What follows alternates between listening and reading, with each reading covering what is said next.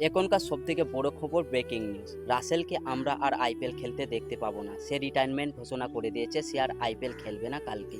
আমরা সবাই জানি রাসেল কেকেআর এর হয়ে খেলতো, টিমের হয়ে, এবং 2026 সালে আইপিএলে কিন্তু কেকেআর টিম তাকে বাইরে করে দিয়েছিল, তাকে বলে দিয়েছিল আমরা আর নিচ্ছি না রাসেলকে। এবার এখানে একটা ব্যাপার বুঝার আছে, কেন বাইরে করে দিয়েছিল কেকেআর টিম রাসেলকে।